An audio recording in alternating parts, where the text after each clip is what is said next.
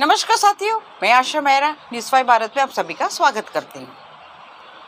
जैसे कि आप सब जानते हो कि हर रोज़ में एसएससी जीडी स्टूडेंट का मुद्दा हमेशा उठाते आ रही हूँ और इस लॉकडाउन में मैं उनका मुद्दा यानी उनका जो आंदोलन था, उनका जो जॉइनिंग लेटर, उनका जो सपना था, उनको मैं पूरे लॉकडाउन में ज़िंदा रखा।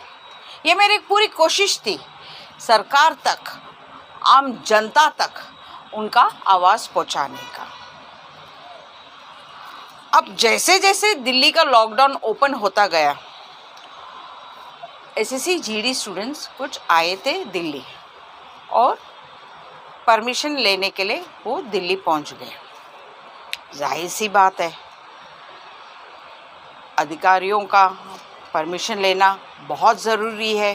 बिना परमिशन तो बहुत दिक्कत हो जाएगी उन लोगों को। तो उनका इतना हौसला बुलंद था कि वो पहुंचे दिल्ली परमिशन लेने और पुलिस अधिकारियों का परमिशन मिला। रामलीला मैदान का पार्किंग स्लॉट में उनको परमिशन मिल गया। वो बोले जैसे तैसे करके उनको परमिशन मिल गया। अच्छी बात है, हम भी थोड़ा खुश हो गए कि भैया उनको परमिशन तो मिल गया। अभी अब सारे जन पहुंचना चाहिए था। देखिए, जब तक आप ताकतवर संख्या बल ज़्यादा से ज़्यादा नहीं पहुंचोगे तो आंदोलन कैसा होगा। आप घर पे बैठ के ये सोचोगे कि हम वहाँ पर हमारे लिए रहने का व्यवस्था नहीं है, खाने पीने का व्यवस्था नहीं है। भैया कुछ पाने के लिए कुछ खोना पड़ता है। अगर आप ऐसे सोचोगे कि भैया रहने का व्यवस्था कर दो, खाने पीने का व्यवस्था होवे, हम आएंगे, ऐसा नहीं होता है आंदोलन।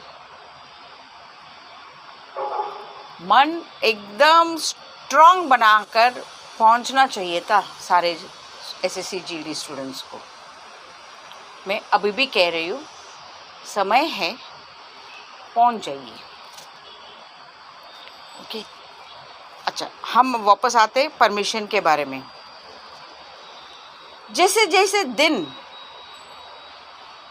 नज़दीक आ रहे थे आंदोलन को लेकर, उनको आंदोलन का परमिशन जो 28 जून से लेकर 7 जुलाई तक मिला था, रामलीला मैदान का पार्किंग स्लॉट में। और जैसे दिन नज़दीक आ रहा था, एकदम से ऑल ऑफ अ सडन अधिकारियों ने परमिशन कैंसिल कर दी। कैंसिल की या स्टैंड स्टिल हो गया, ये ना मैं जानती हूँ क्या हुआ है क्या नहीं हुआ है। लेकिन जब मैंने अधिकारियों से बात की, उन्हें बड़े प्यार से, रेस्पेक्टफुली, एक बड़े क्या कहते हैं, एक सॉफ्ट टोन में ही समझाया मुझे कि हम क्यों कैंसिल किया। वो वजह ये थी, रामलीला मैदान कोविड हॉस्पिटल है और उनका जो पार्किंग स्लॉट है, वहाँ पर हॉस्पिटल का एम्बुलेंसेस खड़ी रहती है।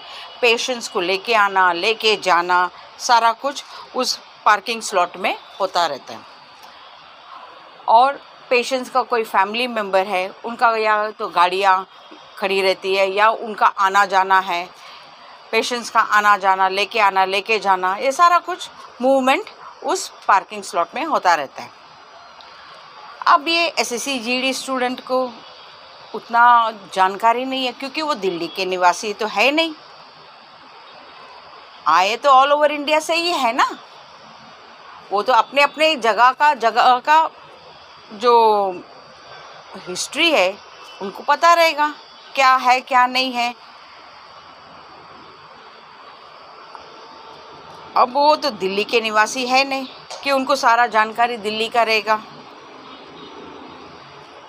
तो इस वजह से कोविड हॉस्पिटल है वहाँ पर, इस वजह से अधिकारियों ने परमिशन स्टैंड स्टिल कर दिया, कैंसिल कर दिया। और जब मैंने बोला कि ऐसा क्या हो गया कि आपने एकदम से कैंसिल कर दिया, आप पहले क्यों नहीं कैंसिल किया, लास्ट मोमेंट में आके आपने कर दिया है, तो तब उन्होंने कहा मैडम ये बहुत बड़ी हमारी जिम्मेदारी है कोविड को लेकर। बच्चे कई राज्यों से आएंगे वहाँ पर आंदोलन के लिए, और भगवान ना करे किसी बच्चे को कोरोना हो गया, कोरोना से संक्रमित हो गया, तो कौन जिम्मेदार? सारा दोष अधिकारियों के ऊपर आ जाएगा मैडम। हमारा नौकरी खतरे में आ जाएंगे, हम भी खतरे में आ जाएंगे। बात तो उनकी सही है, क्योंकि अगर किसी बच्चे को कोरोना हो गया तो उनका जो पेरेंट्स है वो तो दोषी अधिकारी को ही देंगे ना, दोष अधिकारी को ही देंगे। तो ये बात थी, इस वजह से सरकार अधिकारी जो है, परमिशन अधिकारी है, उन्होंने स्टैंड स्टिल या कैंसिल करवाया। हाँ, साथ में उन्होंने एक बात समझाया है मुझे कि मैडम आप चाहे तो एसएससी जीडी स्टूडेंट्स को समझाओ कि या तो बुराड़ी में परमिशन लो या जंतर मंतर का परमिशन लो। मैंने तब कहा जंतर मंतर सर वो तो एक दिन का मिलेगा, तो कोशिश करो, हो सकता है अगर अधिकारी मान जाए 2 दिन एक्स्ट्रा मिल जाए, या हो सकता है अगर आप थोड़ा हायर अथॉरिटी से बात करें, अपना जो प्रॉब्लम्स है उनको बताए, तो वो मान जाए एक्स्ट्रा दिन देने के लिए। तो फिर मैंने कहा बुराड़ी, आपने बुराड़ी कैसे सजेस्ट किया? Burari out of the way है,